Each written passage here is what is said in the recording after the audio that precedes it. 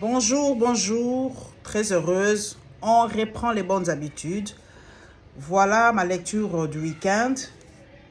Michel Arong, je ne sais pas si on prononce comme ça, ou Michel Arong, la chute du léopard sur les traces de Mobutu. Donc je voudrais partager un peu avec vous ma petite lecture.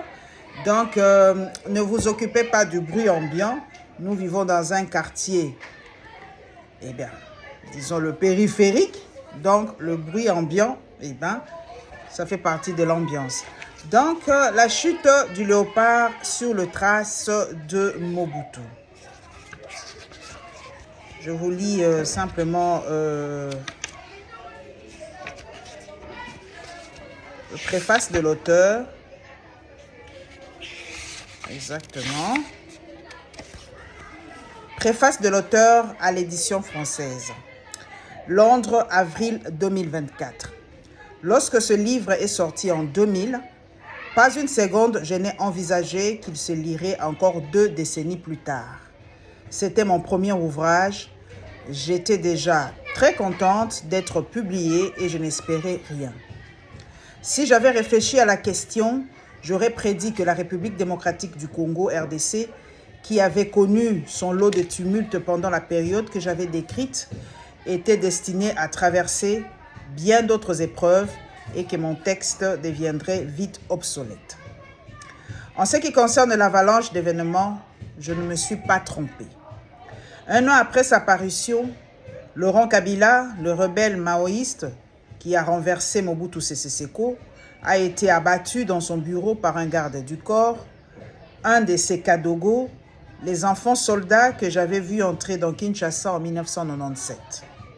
Officiellement, le jeune assassin cherchait à se venger du traitement indigne que Kabila infligeait à ses troupes les plus fidèles. Toutefois, on a toujours soupçonné l'intervention du Rwanda ou de l'Angola, 2 pays exaspérés par le manque de fiabilité de Kabila. Après un bref interlude, au cours duquel les lieutenants de Kabila, en panique, ont fait croire que leur chef était encore vivant, allant jusqu'à expédier son corps au Zimbabwe pour des prétendus soins médicaux, c'est Joseph, fils du défunt, qui a repris le flambeau et prêté serment en toute hâte.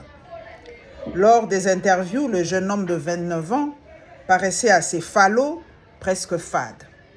Mais il devait cacher une certaine trempe sous ses airs dociles, car il a tenu 18 ans avant de céder à la pression et de se retirer.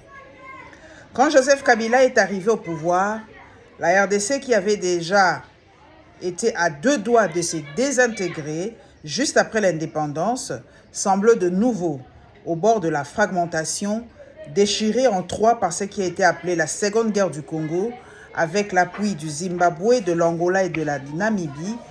Le gouvernement de Kinshasa s'est disputé le contrôle du pays avec des mouvements rebelles soutenus par l'Angola et le Rwanda dans le nord et l'est. L'accord de Sun City, signé en Afrique du Sud en 2002, a permis de raccommoder l'État tant bien que mal. Il annonçait également l'avènement d'une nouvelle armée et la naissance de la 3e République du Congo 4 ans plus tard. Mais ce rafistolage était si fragile que la force de maintien de la paix, envoyée par l'ONU pour stabiliser le pays, a dû se renforcer à plusieurs reprises, tout comme cela avait été le cas lorsque Mobutu était jeune. Depuis l'accord de Sun City, le Congo a connu ses premières élections démocratiques depuis 40 ans. Des fusillades meurtrières entre factions rivales au sein même de la capitale, des pogroms ethniques dans le nord-est, une série de soulèvements rebelles soutenus par le Rwanda, des épidémies répétées d'Ebola, un virus à côté duquel la Covid-19 paraît bien bénigne, un coup d'État raté et peut-être le plus surprenant, l'accession au pouvoir de Félix Tshisekedi, fils du leader de l'opposition Etienne Tshisekedi, lors d'une présidentielle aussi chaotique que contestée en 2019. Le dramatique n'a donc pas manqué, pourtant le livre continue à se vendre. Signe peut-être que si les têtes d'affiche ont changé, tout comme la nature des déprédations qu'elles commettent, le synopsis global reste grosso modo le même, une sombre histoire de vol, d'ingérence étrangère cynique et des mécanismes de survie d'une inventivité réjouissante. En 2001 et 2002, 2 rapports déterminants du groupe d'experts de l'ONU ont révélé les pillages systématiques auxquels l'Ouganda et le Rwanda s'étaient livrés pendant la progression de l'AFDL de Kabila. Des stocks entiers de minerais, de café et de bois ont été raflés, des usines démantelées, des banques vidées de leurs liquidités. Une fois cette phase achevée, les Rwandais et les Ougandais sont passés à l'extraction active dans les mines où des enfants congolais trempés de boue, creusés à la recherche d'or et de coltan, expédiés ensuite par camion de l'autre côté de la frontière. La rivalité entre les deux pays pour les ressources minières du Congo est devenue si âpre que leurs armées respectives se sont affrontées dans la ville fluviale de Kisangani en 1999 et 2000, faisant des centaines de victimes civiles congolaises. Toutefois, le Rwanda et l'Ouganda n'étaient pas les seuls prédateurs. Les rapports de l'ONU indiquaient clairement que les Kabila, père et fils, avaient troqué des concessions minières contre le soutien militaire du Zimbabwe afin de sauver leur régime, n'hésitant pas à privatiser des larges pans de ce qui étaient autrefois des infrastructures d'État, les joyaux de la couronne du Zaïre. Les preuves de ce pillage acharné étaient si accablantes qu'en 2002, la Cour internationale de justice à La Haye a ordonné à l'Ouganda de verser 325 millions de dollars de réparation au Congo, une fraction de 11 milliards réclamée par Kinshasa. Quant au Rwanda, étant donné qu'il ne reconnaît pas l'autorité de la Cour internationale de justice, il y a peu d'espoir de voir des poursuites similaires engagées contre lui. Pourtant, le ministre des Finances du Congo a estimé en 2023 que son pays perdrait près de 1 milliard de dollars par an causés à cause de la contrebande vers le Rwanda.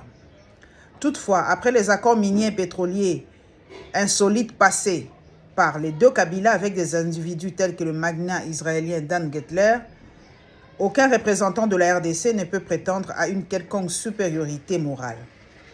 Gettler, qui a 20 ans l'exclusivité sur la commercialisation des diamants en provenance de la RDC, était un expert en flipping, j'espère que je prononce bien, tactique financière qui consiste à acheter des mines à très bas prix pour les revendre avec un énorme bénéfice à des multinationales ou parfois même au gouvernement congolais lui-même.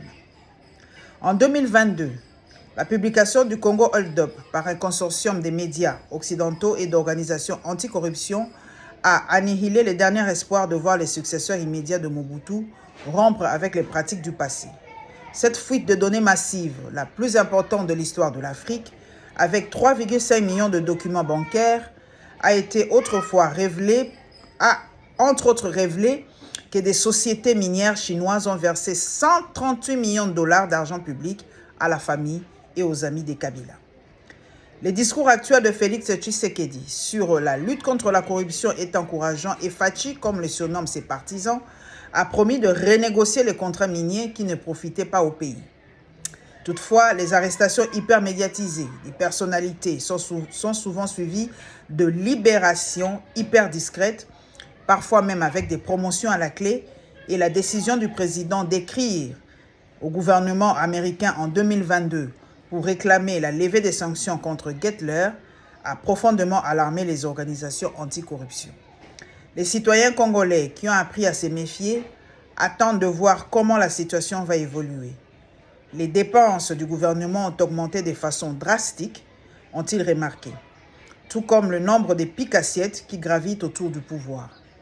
Alors, quelle est la portée réelle de l'héritage de Mobutu, le président resté le plus longtemps en exercice au Congo? La RDC compte aujourd'hui 99 millions d'habitants. C'est ce qui est en fait le plus grand pays francophone du monde.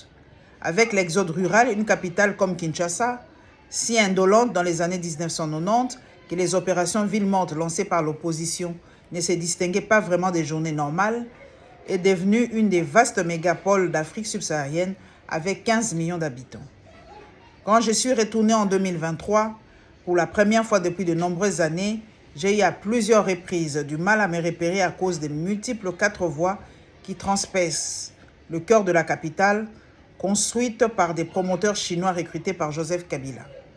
Depuis qu'ont été supprimées les avenues bordées des Jarakanda, si caractéristiques de Kinshasa, les rues du centre-ville se ressemblent toutes et paraissent en permanence paralysées par des embouteillages bruyants.